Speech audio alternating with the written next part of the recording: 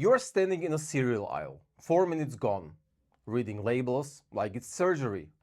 Less sugar, more fiber, better price, better taste. Then you spot the third option and everything resets. So you walk away.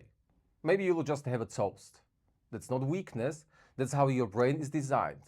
Last time we covered how your environment shapes your choices before you even thought about them. But even the perfect environment can't save you because there's still something working against you, your own brain.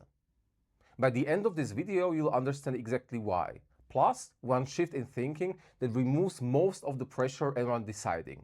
We grew up with a simple model. Gather information, compare options. Think carefully. Make the right choice. Economics gave this person a name. Homo economicus. Perfect logic, perfect information, perfect decisions. There's just one tiny detail. That person doesn't exist. Not you, not me, not anyone. Because every decision you make operates under the brutal constraints. And once you see them, you can't unsee them. The first constraint is that you don't have the information. Say you are choosing a career. You do everything right. Research, talk to people, shadow professionals. You still don't know what the industry looks like in 10 years. How your values will change, what opportunities you will miss. This isn't because you failed. That information doesn't exist yet. You are always deciding under uncertainty. Always. Same with relationships. You can know someone for years and still not know who they or you will become.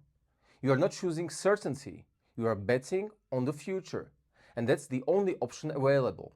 The second constraint, your brain can't handle it. Even if you had perfect information, your brain has a problem. It can only hold a few things at once. 4, maybe 7. But real decisions involve dozens. Risk, return, time, inflation, taxes, psychology. Your brain is not tracking all of that, so it takes shortcuts. And those shortcuts come with biases. Confirmation bias, recency bias, loss aversion, anchoring. These are not mistakes, they are built-in features. And they pull you away from perfect decisions without you even noticing. The third constraint, thinking costs energy. The first two constraints make sense. Not enough information. Brain can't keep up. But the third one? Nobody talks about this one. Every decision costs energy. By the end of the day, you are worse at deciding. Researchers tracked experienced doctors making medical decisions across a full shift. In the morning, they followed clinical guidelines carefully. By the afternoon, they defaulted to the easiest option, often the same prescription for every patient, regardless of the specific case. Not because they stopped caring, because their brain were tired. You do the same thing, you just don't notice it. So now you have incomplete information, limited brain capacity, and limited mental energy. And you are trying to make perfect decisions. That's like playing chess without seeing half of the board. But it gets worse. Even if you solved all 3 constraints, you would still hit this. There is no perfect option. You want investments that are high return, low risk, and liquid. You can't have all 3. You want a career that's meaningful, high paying, and flexible.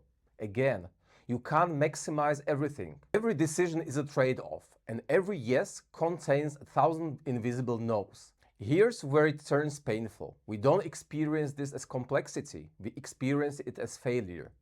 You should have thought more, you should have known. But there's the truth. Even a smarter version of you would not have had perfect information. You were always choosing under uncertainty, with limits, with trade-offs. That's not failure, that's reality. This is where everything changes. There are 2 ways to decide. Optimizing, find the best possible option, and satisficing, find something good enough. The word comes from Herbert Simon, Nobel Prize-winning economist, who argued that satisficing isn't a compromise. It's the smartest strategy because optimization costs time, energy, and regret. The more options you consider, the worse you feel about your final choice. More choice creates more doubt. Less perfection leads to more satisfaction. You can be technically right and feel worse, or be good enough and feel better. Here's the part most people don't expect.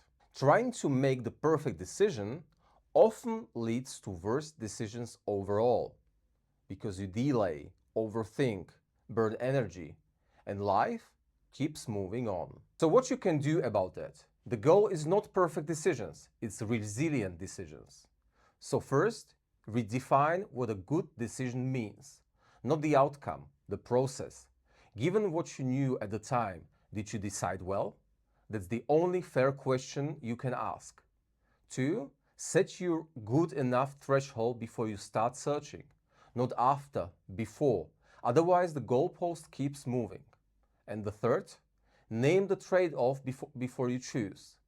Every choice has a shadow. Name it, accept it, and move on. And the fourth, be fair to your past selves. They didn't know what you know now. And your future self won't know what you'll know then. Acting and adjusting beats thinking and waiting every time. You were never meant to be a perfect decision maker. You were meant to operate in uncertainty, with limits and under pressure. And somehow, you still function. That's not failure. That's impressive. In the next video, we go in the specific mental shortcuts your brain runs constantly. The 3 cognitive biases that shape almost every judgment you make. Subscribe so you are there for it. And tell me in the comments, what's a decision you made that felt wrong in the moment but turned out to be exactly right? See you in the next video.